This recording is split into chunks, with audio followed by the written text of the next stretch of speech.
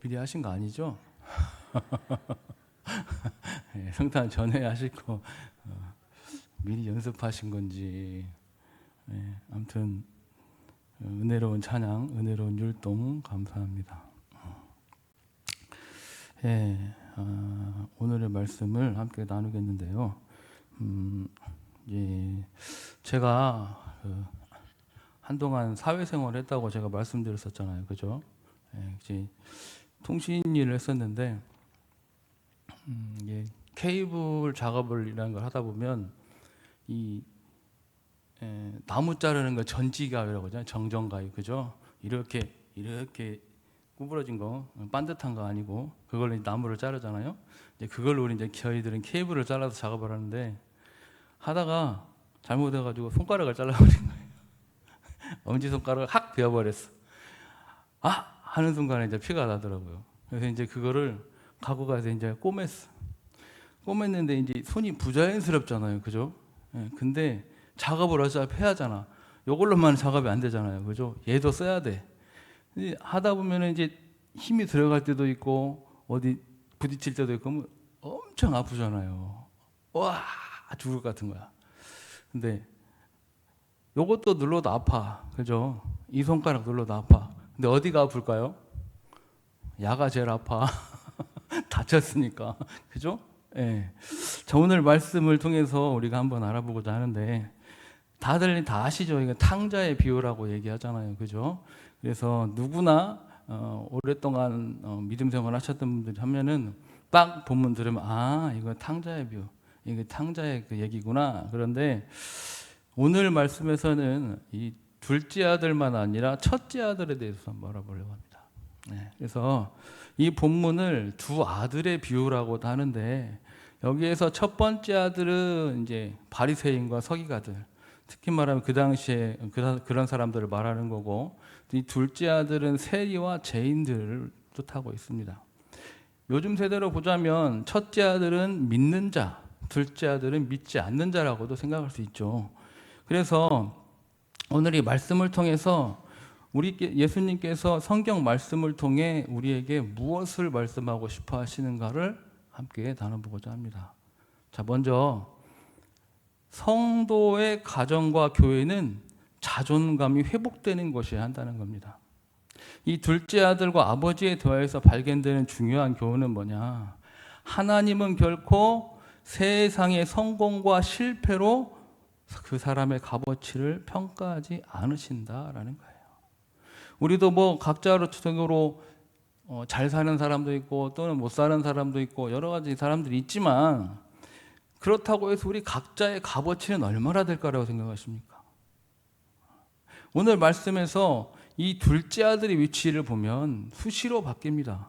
첫 번째는 부잣집 아들이었죠. 그러다가 돼지나 치는 돼지치는 자로 바뀝니다. 그러다가 다시 이번에는 아들이 되죠. 그래서 11절에서 20절을 요약하면 시작은 아버지의 재산을 받고 아버지의 뒤를 이을 상속한 귀한 아들이었습니다. 상속자의 삶이 실패로 끝나자 어떻게 되냐? 이제 되지만도 못한 인생이 된 거죠. 그래서 아들이 기껏 생각해낸다는 것이 아버지 집에서 종살이라도 해야겠다라는 거였잖아요. 그죠? 이것이 의미는 어떤 것을 우리에게 보여주고 있겠습니까? 그 아들이 물론 가서 허랑방탕하게 썼지만 실패를 한 거잖아요. 인생의 실패. 그걸로 인해서 자기의 자존감이 완전히 공두박두시고 있는 겁니다. 자존감은 무엇이라고 생각합니까? 자존감은 자신을 존귀하게 여길 줄 아는 마음입니다. 그게 바로 자존감입니다. 쉽게 말하면 나는 사랑받을 만한 가치가 있는 사람이다. 나는 사랑받을 만한 나는 사람이다 라는 마음인 거죠. 그러나 자존심은 다릅니다. 자존심은 높아도 자존감은 낮은 사람들이 있습니다. 이런 사람들은 흔히 남 앞에서 센 척합니다. 강하게 보이려고 하죠. 하지만 정작 자신은 상당한 열등감을 가지고 있는 사람입니다. 센 척하면서 남 앞에서 허세를 부릴 필요가 있을까요?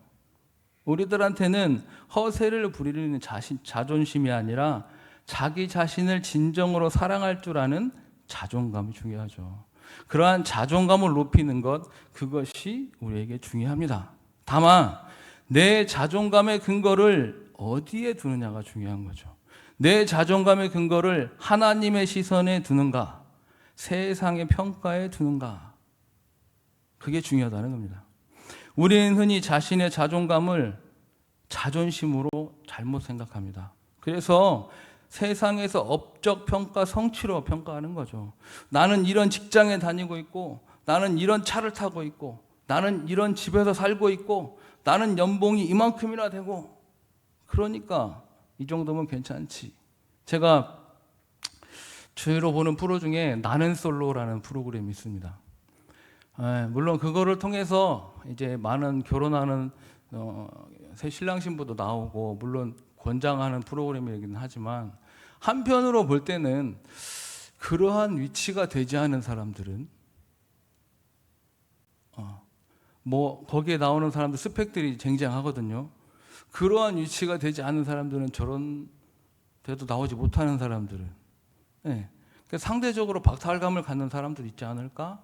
그런 생각을 해봤는데, 어쨌든 그러한 일을 해내지 못한다면 자신은 뒤처지는 인생 같고 내 인생은 실패해버렸다. 그러므로 해서 자기의 자존감이 땅바닥을 치는 거죠. 그러나 오늘 말씀에서는 하나님이 보시는 관점은 다르다고 말씀하십니다. 21절 말씀을 보면 아들이 이르되 아버지 내가 하늘과 아버지께 죄를 지었사오니 지금부터는 아버지의 아들이라 일컬음을 감당하지 못하겠나이다. 지금 아들의 얘기를 보십시오. 아버지, 저는 이제 아들 자격이 없어요. 저는 이제 아버지라고 부르지도 못합니다. 그저 종으로만 써주셔도 저는 감사합니다. 그런데 아버지는 거기에 대꾸를 하지 않습니다. 왜 그럴까요? 아버지는 아무리 자식이 그렇게 바닥을 땅을 쳤어도 자신의 아들이 자기 자신을 지나치게 비하하는 것을 원치 않기 때문입니다. 그래서 아들에게 이렇게 말합니다. 아버지가 종들에게 말하는데 제일 좋은 옷을 내어다가 입히고 손에 가락지를 끼우고 발에 신을 신겨라. 아들의 말을 들은 아버지는 종들에게 이렇게 말하는 거죠. 손가락에 가락지를 끼워주고 새 신을 신겨라. 이게 무슨 의미겠습니까? 네가 그렇게 얘기하지만 너는 결코 품꾼이 아니다. 네가 아무리 실패를 했어도 너는 여전히 내 존귀한 아들이다 라는 의미입니다. 세상은 실패 때문에 개 되지만도 못한 인간으로 그 아들을 취급했지만 아버지에게 아들의 가치는 변함없이 존귀하다는 것입니다. 그렇기 때문에 제일 좋은 옷은 그 예식을 준비하는 예식의 주인공으로, 가락지는 아들로서의 권위로, 신발은 아들의 신분을 회복시켜주는 걸 의미합니다. 이 비유는 우리가 가정과 교회에서 이 자존감의 기준에 큰 말씀을 주는 겁니다. 세상은 우리의 가치를 연봉, 직장, 스펙 등으로 평가합니다. 그리고 그것이 많고 적음에 따라서 세상에서 우리들의 자존감이 달라집니다. 하지만 하나님께서는 그러지 않으시다는 거죠. 아버지가 둘째 아들을 기쁘게 맞이한 이유는 단 하나, 27절 말씀에 그가 건강히 돌아온 것이었습니다. 대답하되 당신의 동생이 돌아왔음에 당신의 아버지가 건강한 그를 다시 맞아들이게 됨으로 인하여 살찐 송아지를 잡았나이다. 세상적인 기준으로는 둘째를 품꾼 취급도 안 되겠지만 아버지는 여전히 그를 존귀한 아들로 맞아줍니다. 이렇게 아버지는 둘째 아들의 자존감을 회복시켜줍니다. 이처럼 우리 성도들, 가정과 또 우리 교회는 세상의 기준으로 자존감을 세워주는 것이 아니라 하나님의 시선으로 하나님의 백성들에게 자존감을 세워주는 것이 되어야 합니다. 그게 바로 세상과는 다른 교회 아니겠습니까? 두 번째는 성도의 가정과 교회는 무조건적인 사랑을 가르치는 것이 되어야 합니다. 24절에서 말씀이 끝났다면 해피엔딩으로 끝났겠죠. 그런데 이제 그 말을 들은 큰아들의 분기탱청한 음성이 들립니다. 28절에 그가 노하여 들어가고자 하지 아니하거늘 아버지가 나와서 권한대 아버지께 대답하여 이르되 내가 여러 해 아버지를 섬겨 명을 어김이 없거늘 내게는 염소 새끼라도 주어서 나와 버투로 섬기게 하신 일이 없더니 아버지의 살림을 창녀들과 함께 삼켜버린 이 아들이 돌아오매 이를 위하여 살찐 송아지를 잡으셨나이다. 왜 예수님은 이 말씀에서 첫째를 등장시켰겠습니까? 여기에는 중요한 의미가 있습니다. 오늘 말씀에는 아버지가 보는 관점과 큰아들이 바라보는 관점이 서로 평행선을 달리고 있습니다. 큰아들의 생각에는 동생의 재산을 말아먹었는데도 살찐 송아지를 잡아주고 아버지 곁에서 열심히 일한 자기한테는 염소 새끼 한 마리 하나 잡아주신 적이 없다면서 억울해합니다. 분노합니다. 어떻게 보면 정당한 분노입니다. 그죠? 하지만 아버지는 용서라는 것을 통해서 얻는 생명의 기쁨을 누리자라고 얘기하는 겁니다. 여기에서 같은 사건을 두고 한 사람은 기뻐하고 한 사람은 분노합니다. 어쩌다가 이렇게 됐냐 이거죠. 오늘 이 비유에서는 아버지와 큰아들 둘 다 사랑에 대해서 얘기하는 겁니다. 그런데 내용이 다르죠. 큰아들이 말하는 사랑은 조건적인 사랑을 말합니다. 그렇죠? 내가 아버지 말 어긴 적 있습니까? 아버지가 난 시키라는 대로 다 했습니다. 나는 묵묵히 아버지가 하라는 대로 했습니다. 그런데 왜 아버지의 말을 듣지도 않고 아버지가 돌아가시기도 전에 분깃을 달라고 해서 있을 수도 없는 일이거든요, 사실. 아버지가 돌아가셔야만이 분깃을 나눌 수 있는 건데. 그럼에도 불구하고 아버지의 재산을 가지고 나가서 그것을 가서 무언가를 해서 창출을 한 것도 아니고 그냥 지 술 먹고 그러고 자서 다 쓰고 나온 놈을 왜 아버지는 다시 반지를 끼워주고 신을 신겨주고 그 신분을 다시 회복시켜 주십니까? 나는 뭡니까 도대체? 이러는 거잖아요. 그죠? 그건 뭐예요? 조건적인 사랑. 나는 이러이러한 걸 했지 않습니까? 나는 이러이러한 걸 잘했잖아요. 그죠? 그런데 그 아버지는 무슨 말씀을 말하고 있냐면 무조건적인 사랑을 말하고 있습니다. 아들이 건강하게 살아 돌아왔다는 것 하나만으로 아이고 우리 아들이 죽지 않고 살아 돌아왔구나. 성경 말씀 보면 아시지만 아들이 오기 전부터 아버지는 보고 아들인 줄 압니다. 그 초라한 행색, 그 거지 같은 그 옷꼬라지를 보고도 다른 사람은 몰라봤겠죠. 그러나 아버지는 아들이 오기 전부터 그 아들을 보고 알아보고 달려갔다는 것은 아버지는 그 아들이 오기 그 전전부터 매일 나가서 그 동산에서 우리 아들이 언제 오나 쳐다봤다는 거죠. 그러니까 단박에 할 수 있는 거죠. 근데 몽둥이 찜질을 해도 시원치 않은 판에 살찐 송아지를 잡아주니까 아들이 화가 안 났겠습니까? 그죠? 그런데 우리도 이러한 조건적인 사랑에 많이 길들여 있다는 겁니다. 집에서 어떻게 얘기합니까? 엄마가 맛있는 거 사줄게. 단 조건을 붙이죠. 말 잘 들으면, 시험 성적이 좋으면, 교회 잘 나가면. 선생님은 또 어떻습니까? 잘 따르는 사람을 눈여겨보죠. 막 이 자유학원 애들 선생님들이 반가워하나요? 막 문신 그리고 온다거나. 보통 자신들의 말 잘 따르고 자신들의 말을 따라주는 사람 학생한테 더 눈이 가죠. 그죠? 오늘 제가 말씀드렸지만 나는 솔로에서도 어떻습니까? 좋은 스펙, 좋은 직장, 좋은 연봉 이런 사람들이 맺어지는 것들. 사실 이런 사랑, 큰아들이 말하는 이런 조건적인 사랑이 우리한테는 훨씬 익숙합니다. 그래서 큰아들의 심정이 어쩌면 이해가 됩니다. 이런 관점에서 볼 때 오히려 이해되지 않는 것은 아버지의 사랑입니다. 이 아버지는 잘났기 때문이 아니라 그 아들이 잘났기 때문이 아니라 더 못났기 때문에 더 사랑해 주어야 한다라는 겁니다. 이놈이 더 못났기 때문에, 이놈이 더 어리석기 때문에. 이런 사랑이 우린 이해가 되십니까? 저하고 같은 동기는 아니지만 제 친구 목사가 있습니다. 그에게는 아이가 많아요. 다자녀라서 5 아이가 있는데, 한 아이가 이제는 초등학교 정도 갈 나이가 됐습니다. 그런데 그 아이가 유치원이 어릴 때 그 ADH 그런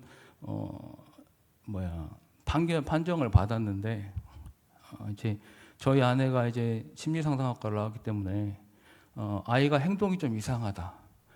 아이가 막 화를 내기도 하고 주위가 산만하고 막 소리치기도 하고 도저히 뛰어다니고 막 이래서 일반 아이 같지가 않다. 그런데 그 친구 부부는 이해를 하지 못했어요. 좀 있으면 괜찮아지겠지. 이제 어리니까 그렇겠지. 그런데 아니나 다를까 점차적으로 안 좋아지는 거예요. 왜냐? 엄마는 전도사 활동, 아버지는 목사. 그러니까 아이를 돌볼 수 있기가 쉽지 않죠. 그래서 맡겨만 놨는데 애가 갈수록 이상해지는 겁니다. 그래서 인정하기는 싫지만 가서 이제 검사를 맡았어요. 그런데 아니나 다를까 얘가 정상이 아닙니다. 얘를 더 놔두면 나중에 걔가 말을 안 하는 거예요. 나중에 얘는 말을 안 하게 될 수도 있습니다. 그러니까 이제 발등에 불이 떨어진 거예요. 그래서 걔 엄마는 신대원을 그만뒀습니다.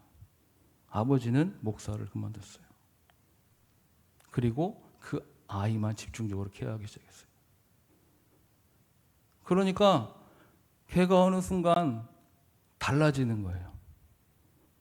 달라지면서 점차적으로 적응을 하면서 말도 하고 또 자기가 하고 싶은 의사 표현도 할 줄 알고 우리가 흔히 보는 일반적인 아이로 변하기 시작했다는 거죠.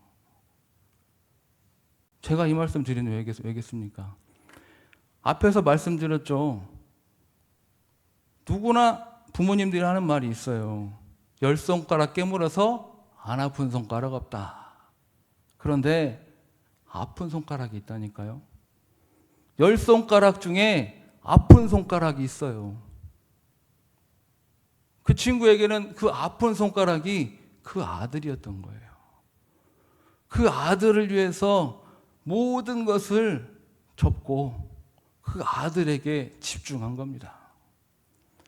오늘 하나님께서 보여주시는 그 사랑이 그런 사랑 아니겠습니까? 잘나고 스펙 좋고 뛰어나고 무언가 잘 이루었기 때문에 지켜주는 것이 아니라 못났고 어리석고 미련하고 못 알아듣고 적응하지 못하고 그러니까 더 사랑해줘야 된다라고 말씀하시는 겁니다. 더 아프기 때문에 더 힘들기 때문에 그렇기 때문에 더 사랑해야 된다라고 말하는 거죠. 제가 전도사 시절에 중고등부를 많이 맡았는데 그때 학교 어느 교회를 제가 부임했을 때 이 손등에다가 하나, 둘, 셋 이렇게 자국이 있는 아이, 귀를 막 5개, 6개 뚫은 아이, 여기다가 막 지도같이 그린 아이, 막 그런 아이들이 있었어요. 근데도 교회를 나왔어요, 걔네들이. 형식적이지만. 근데 사람들은 선생님들조차도 가까이 하지 않고 소위 말하는 심지어 원조교제 비슷하게 하는 애들도 있었고. 근데 저는 그 아이들을 바라봤을 때 너무나 가슴이 아팠습니다. 그래서 그 손에 자일한 그 아이 손을 제가 잡고 안 아팠냐? 그랬습니다. 아팠지. 그러니까 교사분, 부장선생님이 그러시더라고요. 전도사님은 쟤들 안 무서우세요? 그래서 제가 아니요, 전 귀여운데요. 전 사랑스러워요. 처음에 이해를 못 하시더라고요. 근데 조금 지나고 이제 생활하는 걸 같이 생활하는 걸 보시더니 이해를 하시는데 저는 지금도 그 아이들과 소통을 합니다. 그래서 대학교 갈 때 연락 와서 원서 써야 되는데 어떻게 써야 되냐는 둥, 이력서는 어떻게 쓰냐는 둥 물어보기도 하고. 근데 그런 아이들을 안아주지 못하고 보듬어주지 못했다면 그 아이들이 대학이나 갈 수 있었겠습니까? 우리도 마찬가지죠. 우리도 살다 보면 교회 안에서 적응을 잘하는 분들도 계시고 또 잘 하다가도 못해서 약간 멈춰 계신 분들도 계시고 아니면 테두리 안에 들어오지 못하는 분들도 계십니다. 그렇다고 해서 그분들을 놔야 될까요? 그분들은 들어오지 못하니까 제껴놔야 될까요? 오늘 이 말씀을 통해서 주님은 말씀하십니다. 더 아프니까, 더 미련하니까, 더 따라오지 못하니까 더 신경 써야 된다. 더 우리가 애써야 된다라고 말씀하시는 겁니다. 내가 더 잘났기 때문이 아니라 오히려 더 못났기 때문에, 더 미련하기 때문에, 더 실패했기 때문에 그래서 더 사랑한다라고 주님은 말씀하십니다. 이것이 바로 아버지의 사랑, 우리를 향한 하나님의 사랑입니다. 세상은 맏아들처럼 조건적인 사랑을 말합니다. 그러나 그리스도인의 가정과 교회는 본문의 말씀처럼 이 아버지와 같은 곳이 되어야 하지 않겠습니까? 무조건적인 사랑, 하나님의 사랑을 실천하고 배우는 곳이 되어야 할 것입니다. 그래야 세상 사람들이 우리를 바라볼 때 당신들은 그리스도인이군요. 당신은 그리스도인 같습니다. 라는 소리를 듣지 않겠습니까? 아프기 때문에 더 사랑해야 됩니다. 아프기 때문에 더 아껴줘야 됩니다. 그렇다고 해서 잘하고 있는데 안 아프다고 해서 모른 척 하라는 게 아니죠. 아픈 사람, 우리 주변에 힘든 사람, 잠깐 쉬어서 멈춰있는 사람들을 있으면 우리가 먼저 찾아가서 위로해주고 또 그들과 함께 아픔을 나누며 그렇게 살아갈 때 오늘 말씀하신 그 주님이 말씀하셨던 무조건적인 사랑, 그 사랑을 조금이라도 실천하는 우리가 되지 않겠습니까? 우리 모두 그런 사람이 되기를 간절히 소망합니다. 우리 함께 찬양하겠습니다.